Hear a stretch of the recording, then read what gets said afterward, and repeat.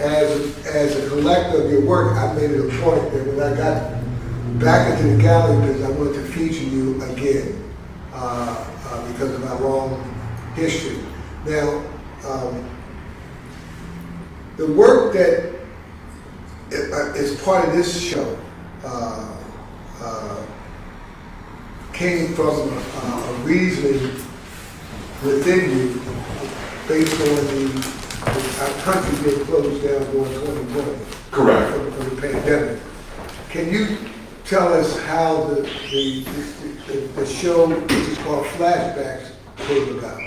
Well, as you know, Adrian, during, I believe, for the year of 2019, half the country was closed for about 2.5 years. And that gave me a lot of time to stay at home and develop my craft. So I spent more time doing paintings because there was a limit on where we could go at that time. And so I spent more time in my craft and also recognizing my mortality. And so these group of paintings sort of reflect the archives of my thinking during that period of time.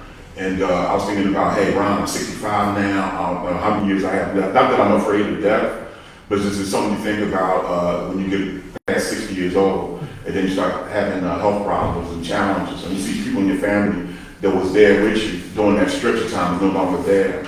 I lost a brother-in-law during COVID-19 who passed, my sister's husband.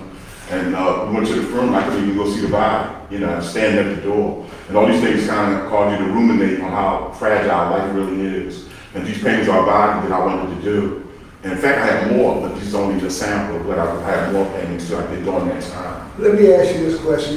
The images, you've been at this, I think you've been painting for almost 6 decades, is that right? About 5 decades. Okay. Seriously, yeah. And the images in the pieces that are here at the gallery are a reflection of the things that you encountered or seen at some point during your life. Is that a fair statement? Yes, it is. And the one thing I like about you as an artist, and I want you to speak to this, is some artists will develop works based on what pops in their head. It seems to me that your work is based on your historical run throughout life. Is that a fair statement? Yes, it is. Can you tell us why? That's very good observance that you have trying to look into my paintings. Because I always try to give a narrative of life, whether it's playing basketball, whether it's going for a walk in the park, or whatever the experience might be. I would like to translate that image into my paintings because those are things that I myself have experienced in the last 65 years. Being around people of all nationalities, dealing with job situations and dealing with the economy and other situations that life brings. But your images the faces are sometimes not distinct. You can't distinctly see the face. If you do see the face, there's a bit of a distortion. Why is that?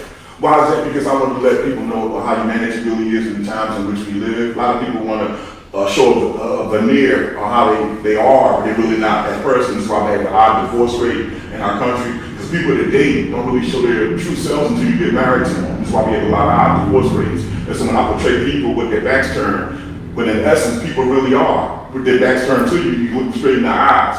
But something about their character is hidden from you. And I want to exemplify that in my paintings and some of the figures that I paint. But again, I'm gonna drill down on this. So are you reluctant to put the images of a face in your paintings, or do you feel that you want to show? For example, you got images of a child standing in a room, isolated by themselves, right, with a cat or a dog, right, and the images have the personality of somebody sitting there thinking about something, right, or pondering a thought, or looking and saying, well, my conditions. You mean the images speak about conditions and right, in everyday life? Is that your point of your piece? It's all about self-examination. And most people with their backs turned and they have their heads turned away from you are in deep thought.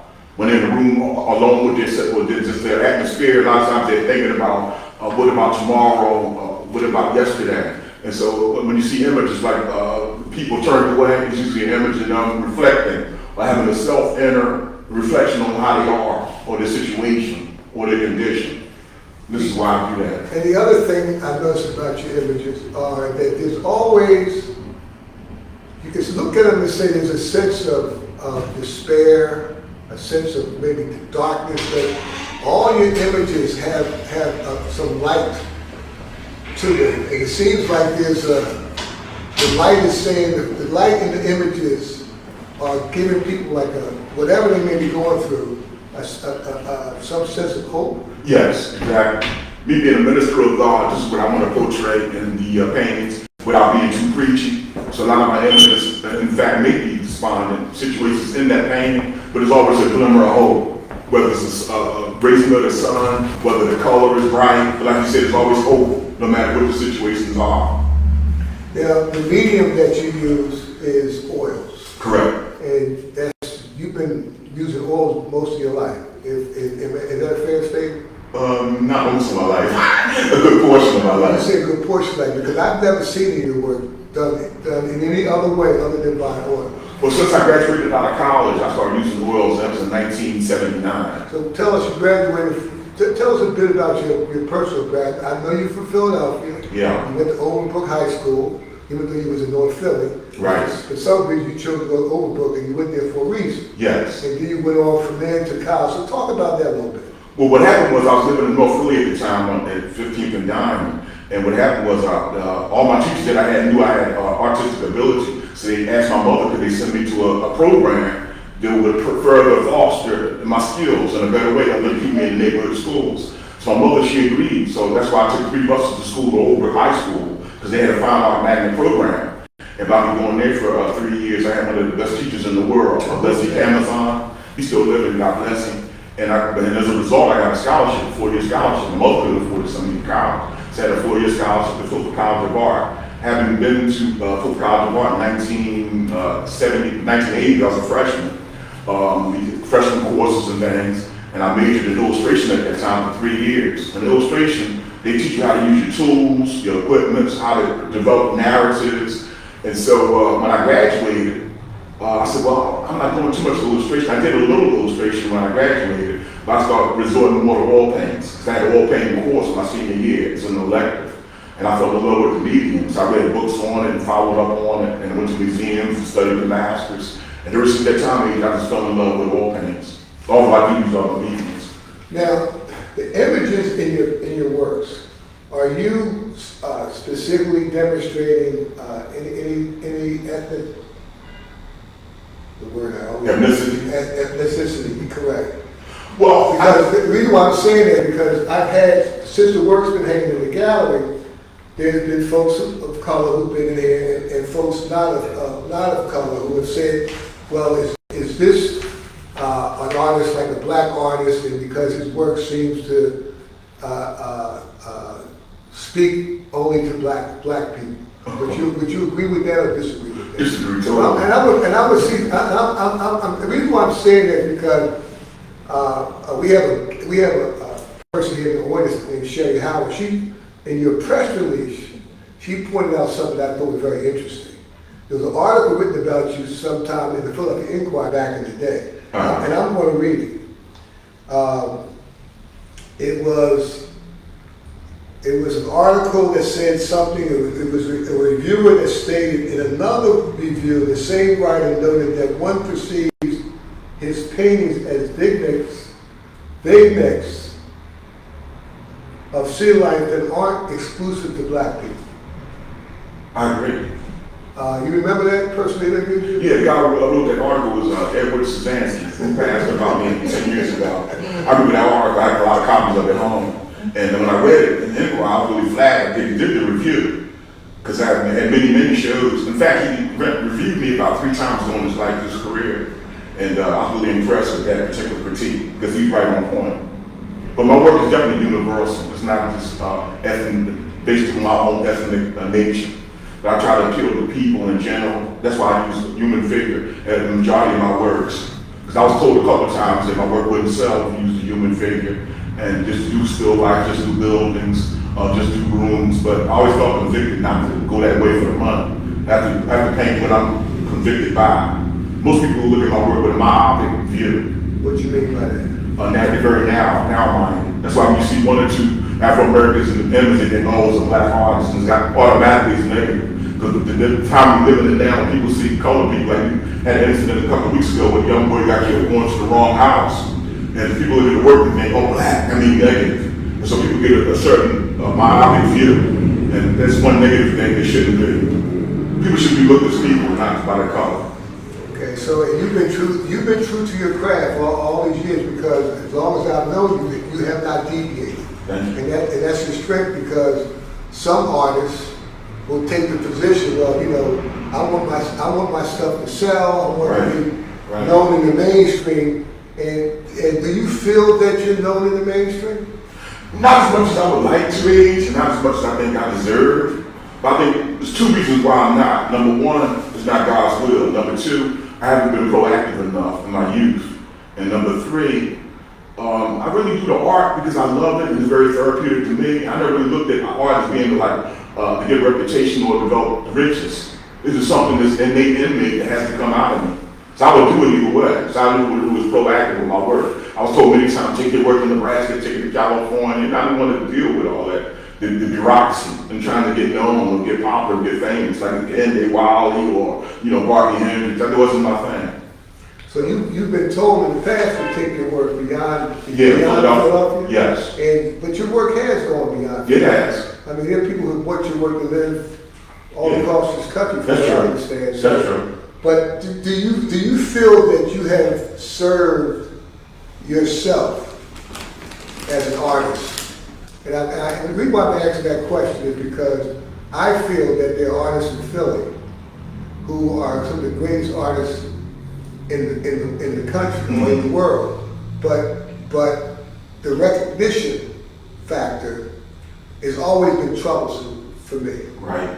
And it's almost like, well, you gotta wait until some famous person buys your art. Right. And they mention that this is R.L. Washington's work, bought by one of these big time rappers or business people. Right. And then it's like a send-off. Right. It's like when Oprah does her books. Right. Mentions the book. Yeah. That person's book is sold all over the world. Right. So, do you feel that you deserve to be spoken of as one of Philadelphia's finest artists? Yes, I do. And why do you say that? You say it because you've been around a long time, or you say it because your work represents such accolades? My work deserves accolades. I always felt that way. It's not about me, it's about the work itself. Because when I'm gone, the work still be here. I'll leave behind a legacy for my family, my grandchildren, and whoever else who wanted to collect or admire the work. But in the meantime, while I'm alive, you know, I think certainly I rank among the greatest in Philadelphia. Well, have your works been shown in some of the major institutions in Philadelphia? Major institutions, I guess we only have a couple. We have the Art Museum. Correct. We have Art Alliance. I showed at Art Alliance. And the Afro Museum, I showed there. But the Art Museum, no. Have you ever been approached by anybody from the Art Museum? Yes, I have been approached by a lady by the name of Ann Timken years ago. And what happened? Well, I got rejected. What happened was it was a jury exhibition, and they were doing a major show on Philadelphia artists, and she said they better to send a slide of the work, and the work that I submitted at that time was rejected. What about the Barnes? What about the Woodmere? Well, the Barnes had bad associations with when they were in Marion, Pennsylvania. A couple times I tried to go, and I always get an excuse of why I couldn't make it. Because we closed today, we closed it early, and so I kind of avoided the Barnes Foundation because of the vibe that I was getting. I don't know what it was. Maybe they didn't want Afro-Americans to come from, you know, wherever I was coming from and see the work or see the show. And even now with the new museum, I haven't been there. What about the Woodmere? Have you ever been? Oh yeah, I've been in group shows. I've been in group shows there, security shows. And how many times? I would say maybe twice. Okay. I haven't done it in years. Okay. So do you feel that the museums in the area, or let's say the surrounding counties, should be reaching out, not necessarily to you necessarily, but to the established artists of your era, like yourself?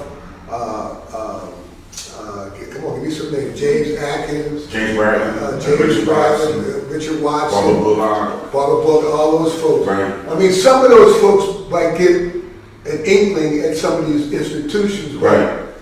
But why do you think they haven't been introduced like they should be introduced into the art scene? When I say the art scene, I'm not talking about these small places. I'm talking these major facilities in Philadelphia and surrounding county. Well, I think the major art establishment worldwide has put gates open in terms of minority artists. Gates has been lifted, you know, and they gradually coming down to give us opportunity to have our work nationally exposed.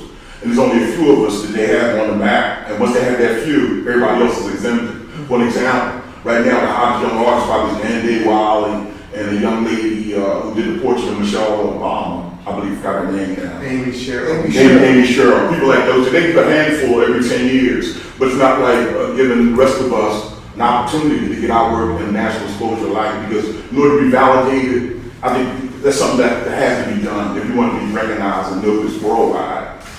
You know, what's interesting when you made that statement, I was just thinking,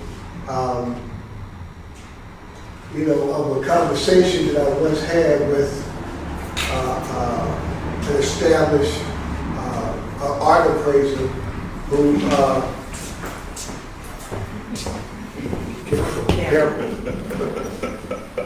so you come around that way. We got somebody just, you okay now?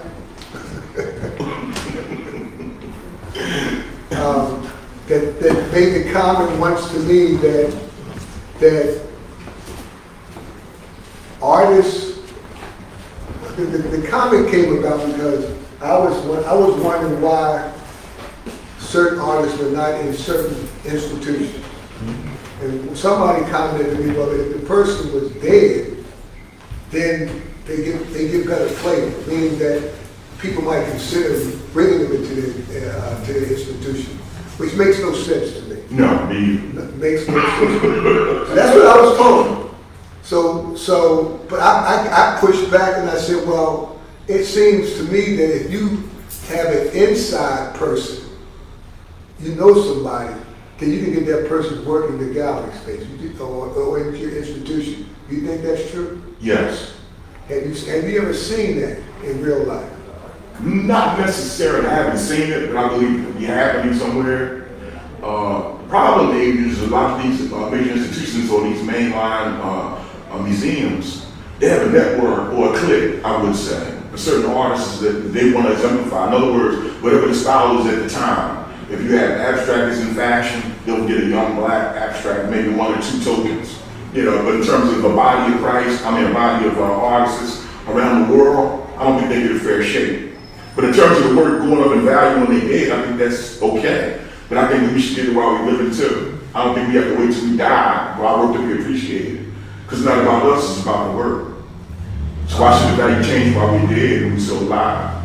So I'm gonna change the subject because we can talk about that, and if not, we can go back and forth on that subject. But tell us, everybody has their inspirational artists, people who they admire, some artists who they copy from. I'm not saying they do. And so who pioneers are in your favor? Well, one of them is Huey Smith, and my other one is Charles White. Those two I love, because actually when I was a young kid growing and learning art, I found out that these two had really made it in the mainstream of art. Charles White did a lot of black and whites that captivated me when I saw his work, because I could identify with the subject matter, being Afro-American, and Huey Smith because of the urban in his paintings. That kind of drew me, because growing up in an urban situation, I wanted to exemplify that same type of urban feeling in the paintings, and Huey was an excellent example. But what about the folks that got you grounded, the folks that Path? Who I know somebody that had some influence over you. Is that correct? Well, in high school, that was my greatest teacher I ever had in my life, Leslie Cabazon, and he was a disciplinarian. You just couldn't bring him anything. I'm talking about 10th grade. We had homework I was using in science class, and it was an art class. And so as a result, a lot of the students couldn't take it, so they dropped out the class. He said, we can't cut them off to get out the kitchen. And I wanted to get out the kitchen, but most you ain't getting out the kitchen, you're gonna stay. So I wanted to stay for 3 years, and I got rewarded with a 4-year scholarship. And to this day, I can hear his voice when I'm actually working on the painting. Why don't I move this over here? no, change this color to this. And it's amazing how the mind can retain, certain voices in your life as you get older. It's like standing over my shoulder. That's interesting. What about when you Now, in college, I had a female teacher by the name of Martha Erlenbacher. God bless Martha. She passed of cancer about 5 years ago, and she was in Elkins Park. And her and I was not only a teacher-student relationship, but we became more than that. Because once I graduated, her and I kept in contact. We would go to exhibits together. In fact, me and my wife took her out to dinner before she passed. She was getting chemotherapy treatments. We took her Olive Garden right up here in Glenside. But she's a wonderful master painter in anatomy. She taught me a lot of things about drawing and being able to paint not only just people, but paint the souls of people. Oh, that's interesting. So she gives me a new perspective on how she paint. Well, that's a good question. When you say the souls of people, when you say go into the piece and demonstrate what's within that work, Yes. And do you see that, and do you try to do that in all your work? Yes, I try to, yes. Sometimes I fail, sometimes I pass. I remember one time when we were talking, I'm just giving this as a side tidbit, people. I've known Ryan a long time, and one day he called me and told me that he took a knife to some of your canvases. Oh, yeah. Yeah. I feel like doing it now. Got a couple of holes. Now that just demonstrates what goes into the mind of artists like yourself. What would make a person, an artist as great as you are, look at a piece and say, you know what, that piece has no further meaning to me, or you say it to me, or it will have no further meaning to somebody who might want to be interested in buying it? Well, I think when you get older, as decades go on age, we look at life with a different lens.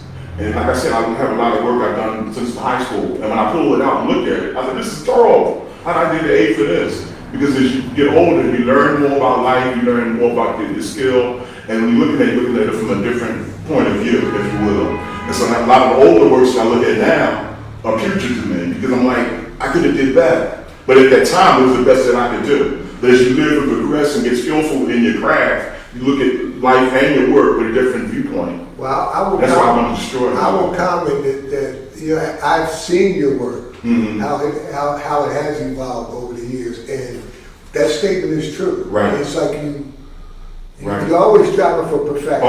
Always. And I don't care how big or small the piece is. Right. That perfection is important to you. Is that a fair statement? Yes, it is. Okay, good. It's something we call an artistic license. Every artist has a built-in artistic license. Like we have a license to drive, we have a license to take away, we have a license to add, we have a license to fill. When is this enough? When is the painting actually completed, or does it need more work? It's something intuitive that God puts in us. As being creative beings left side of our brain, it causes us to know when to stop painting, or when to stop adding color, or when to make something light. It goes back to our training, of course, but then again, after you get your training, it's more about intuition and execution. Do you determine if a piece is finished based on what you see in the piece, or do you ask somebody, for example, what do you think about this piece? I mean, if you live with your wife, she's home with you, Right. and you say to her, honey, look at this, and Never. When you sell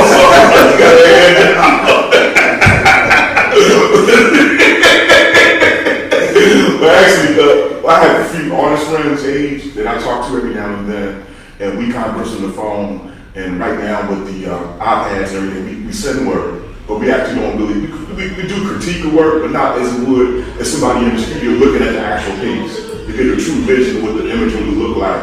But in terms of, I do my own self-evaluations for the most part. Yeah, that's the best. Yeah.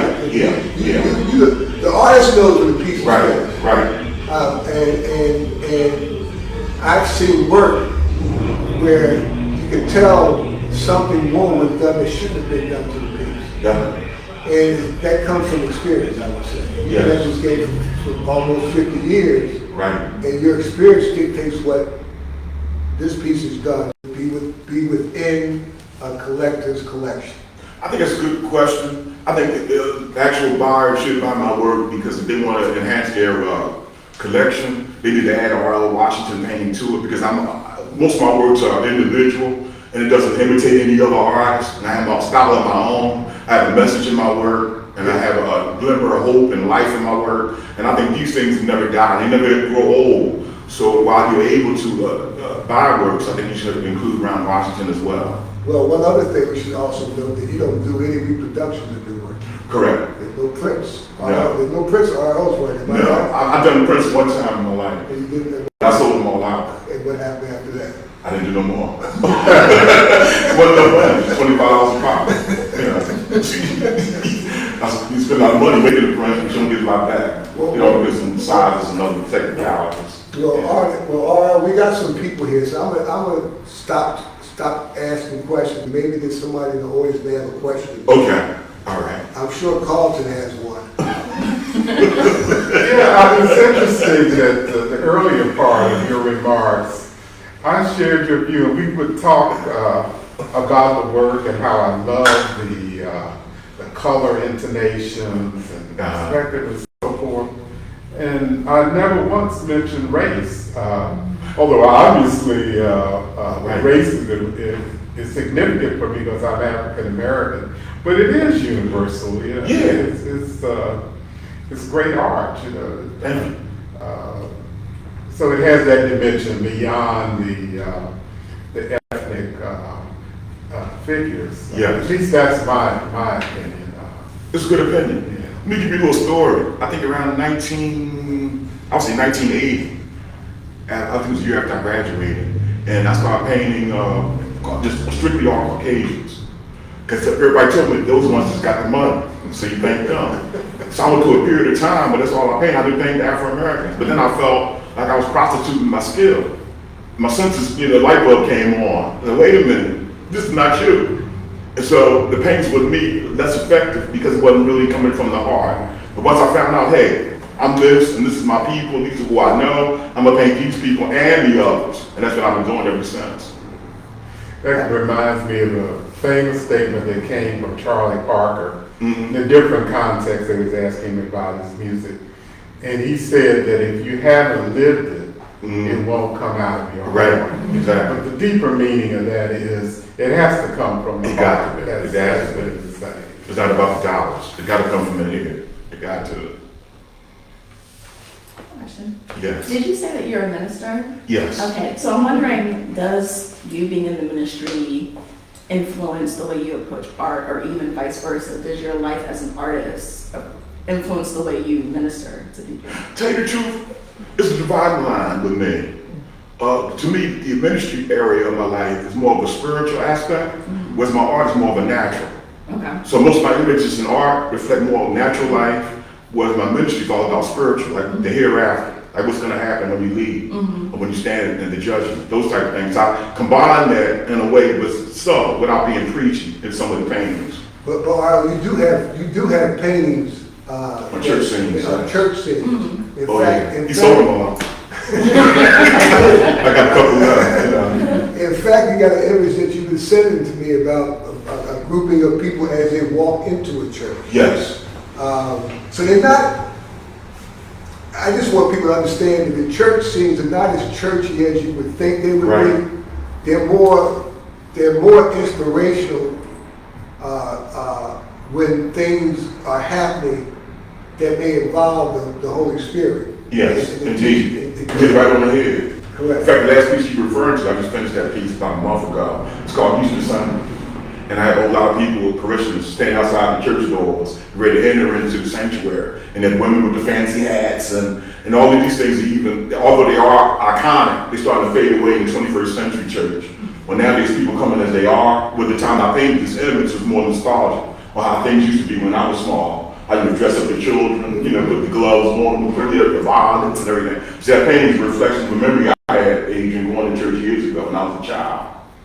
Okay, I think Sherry has a question. So your artwork is very Philadelphia-centric. You see the row houses, and talk a little bit about how important Philadelphia is to you as an artist. It was very important because I was born and raised here. My parents were from North Carolina, from the South, and they migrated north in the 50s. And of course I have 3 older siblings. I'm the youngest out of 4 children. And I know Philadelphia like the back of my hand, having lived in North Philadelphia, Germantown, Mount Airy, so I've been in several places, Glenside, so it's part of me. So I think when you live in an area or surroundings, when you paint, it's going to come out of you. If I was an abstract painter, you still look at it and say, oh, this is a Philadelphia artist. Because something innate that happens when you live and go through a transitions in that city or geographical area. B.F. Skinner used to say, man's a product of his environment. The great philosopher, and that's true. That applies to my life. It's my work is archive. Exactly what I've been through, where I've been, of situations I've been in, and like I said, reflections of my mortality. And also your works have like a dark undertone, but there are all these splashes of color. Right. And yellow, I was looking around and said, what, there's yellow in everyone. So, and you talked about hope. Is yellow one of your favorite colors? Because I remember interviewing Mo Brooker, and he was, his works are alive with color. Yeah. And you do have snatches in yours. Talk a little bit about the importance of color in your work. Well, I think you hit it right on the head. Basically, that was my intention. To show life as it really is. I'm a realist painter. I consider myself a realist painter. I don't imagine things or just not science fiction. Everything that I paint is narrative. It happens in life every day. And like you said, the colors reflect the glimmer of hope.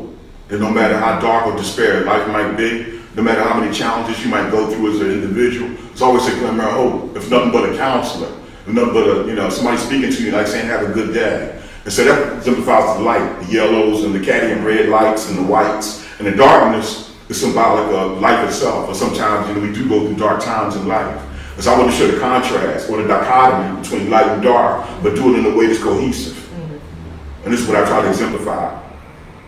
It's funny, I'm looking around and it's painting, Sherry, and you're right. There's a lot of yellow, and there's a lot of blue, and there's a lot of blue. Yeah. Yep. Blue. And a lot of sky. Yeah.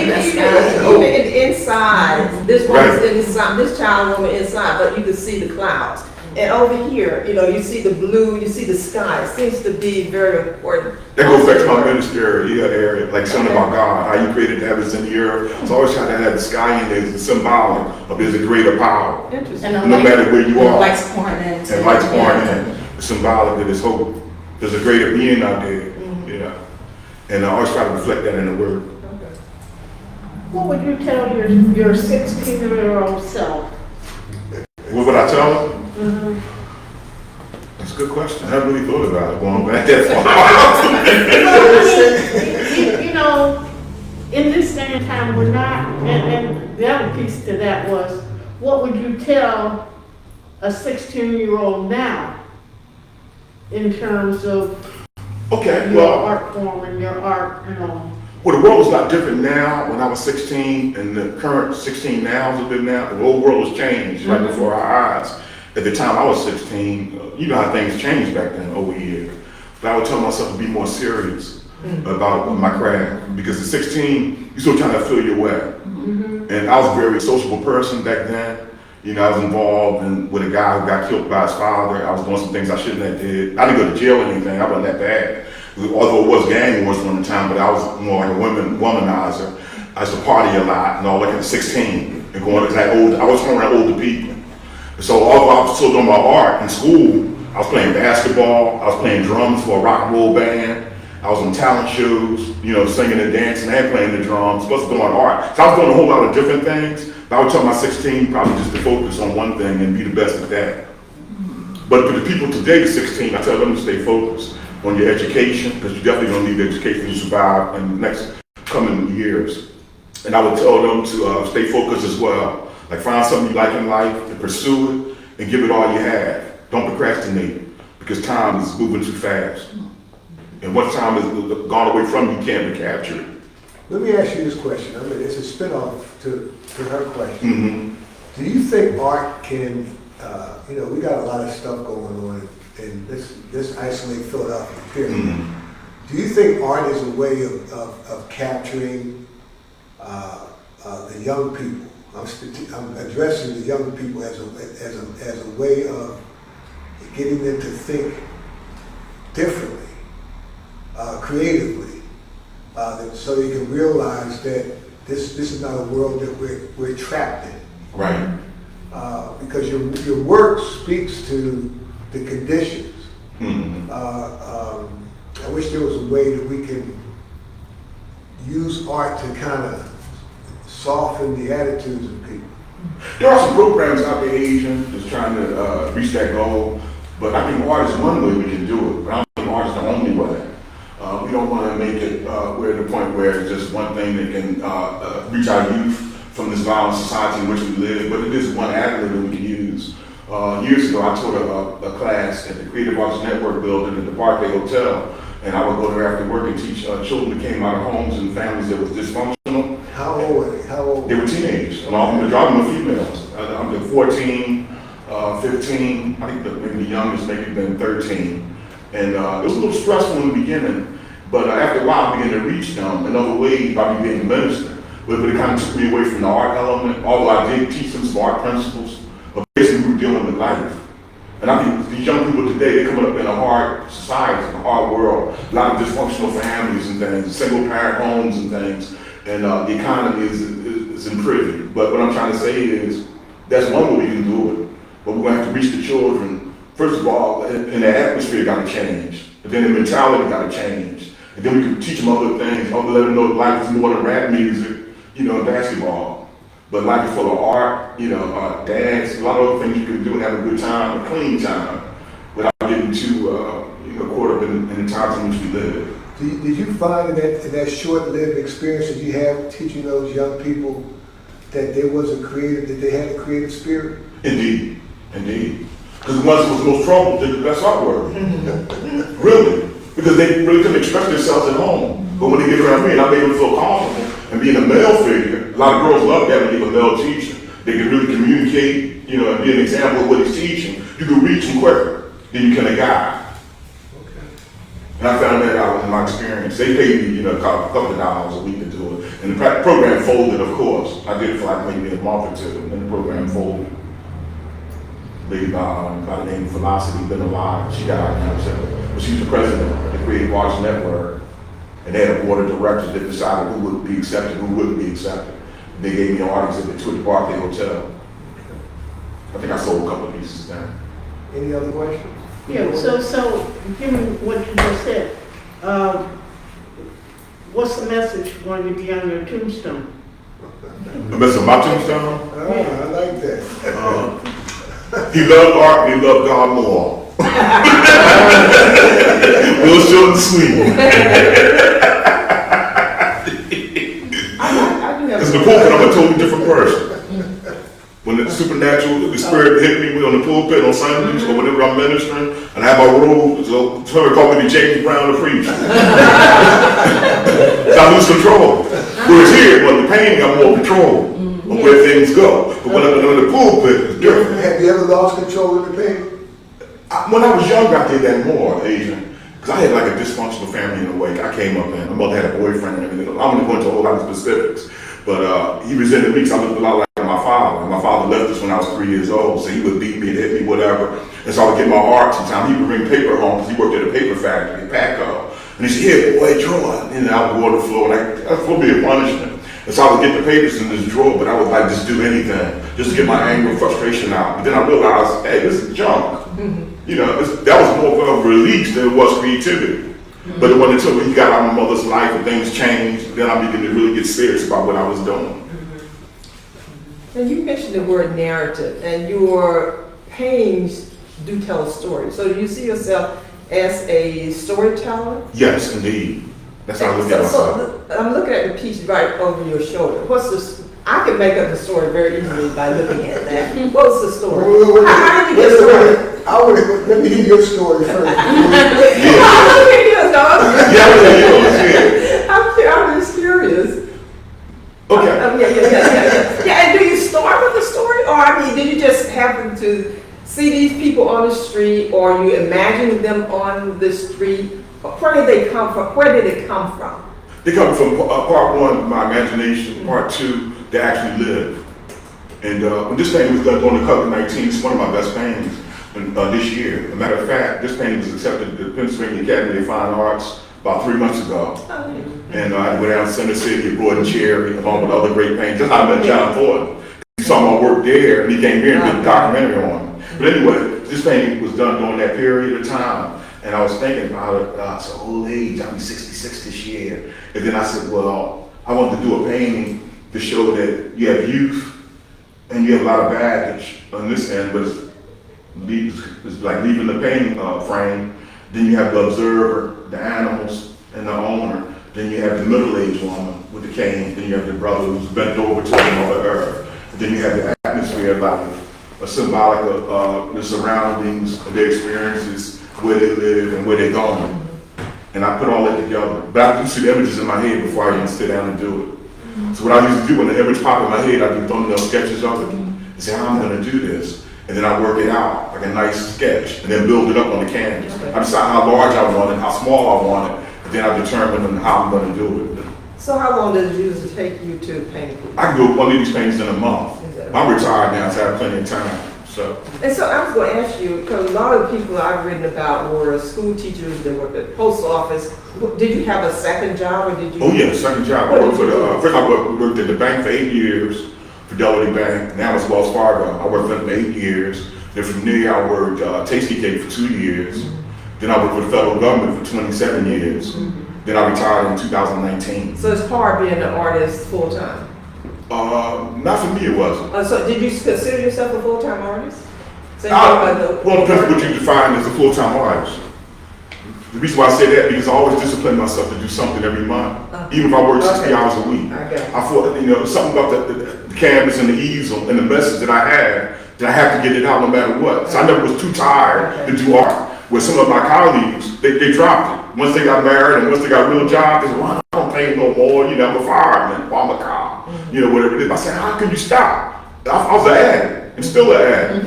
So I went to New York every year, by myself to Manhattan, walk up to all the galleries, and walk around with a gallery guide. I would go in the galleries and talk to the people, look at all the work, all my contemporaries, come home, and I'll be energized about books. Trans bookstore in Manhattan, I would go there, buy like $20 worth of books, come back on the Greyhound, and get right back to the East. I was an addict. So based on that experience, did you feel like you could compete with these folks in New York? No question. No question about it. But some things are destiny too, because you and I was talking about Columbus Knox and other artists who preceded us, who should have got much more recognition than what they did. Some things is destined. What I mean by that is, I'm gonna get too deep, spiritual. But I believe God have all our lives preordained and arranged. And sometimes we can try to cut corners, if you will, or make shortcuts. And sometimes the shortcuts fall short and don't reach the mark that we feel as though we deserve to have. Maybe God don't keep me humble. I don't know what the reason is. You understand what I'm saying? Spiritually, that's how I look at it. That's what this good God want me to do. He want me to show in Moody Jones right now. He don't want me to show in the center city. That's how I look at my life. Because some things are just orchestrated by God. Powers that we can't control. And no matter how we try to deviate from it, it has a way of taking us to where we ought to be. And so I learned to accept it.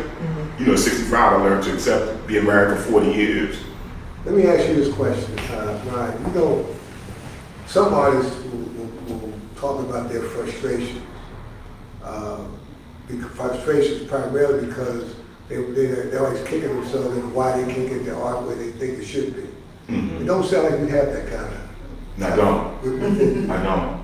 For the very reason what can you tell? There's a young guy who walks in the door to our right. He's an artist. So make sure that he don't have those bouts of frustration. I know he does. Everyone does. So you're a seasoned guy, 5 decades. Don't remind me.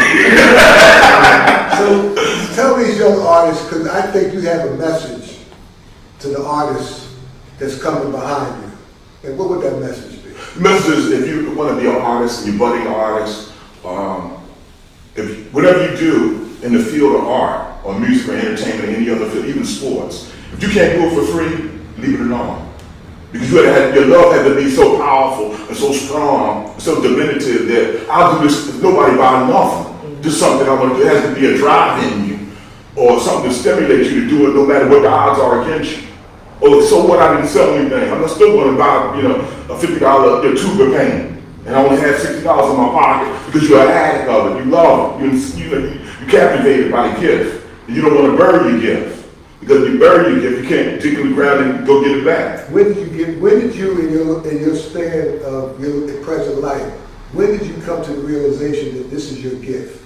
And this is something that you want to pursue regardless of your circumstance? When I was 5 years old, I remember to this day, what happened was my mother, I don't know if you heard of Gene London before. He used to come on TV a long time ago. Gene London, anybody heard of him? Aggie the Clown, Sally Star. Y'all heard of him? I'm over there. You heard of Gene London? He used to come on.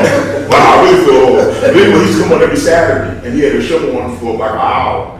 And he would tell the kids, kids, get your drawing pads. And he like draw animals and cartoon figures, and I always loved it. So what I would do, my mother found out I would like it. And I was a little quiet when he came on for an hour, 9:30 to 10:30. So one day she took me on the show, and I actually met Gene London. He got AIDS about maybe 10 years ago. And I didn't know he was gay because I was real young, I didn't know. But anyway, I went there, then I went on Sally Star's show. I met Sally Star, I met Happy the Clown. And all of these things, I said, well, I want to be a cartoonist, because I like how they draw cartoons. So I was into the cartoon thing for a while. But then as I got older, I said, I'm not really feeling it now. I want to do more with life. When I started seeing Charles White, start seeing Huey Lee Smith, started going to the art museum and seeing Picasso's and other artists, I said, I want to deal more with life than fantasy, with cartoons. And I did cartoons for a while. You was an illustrator, right? Yeah, I did freelance illustration for a while. In illustration, cartoonish kind of images? Well, they do cartoons, but it don't really have to be your style, whatever your style is. Some people, took it to the extreme on the animation, that type of thing. But I just did it because I liked doing it when I was young. But as I got older, I wanted to paint life like it really is, to me. And that's what I began to pursue after. Well, folks, I think we can kind of end this. I like, RL can talk. RL can talk. He's a gifted man with many talents. And I just want to commend you and thank you for allowing us again. And I'm sure in the future there will be another time to feature your work. Yes. Because your works have a purpose and they serve a purpose and they speak to the present, to the past, and to the future. And you've done yourself a good justice by being an artist and serving in the Philadelphia community. I must Thank you very much for those kind words. Thank you for the support.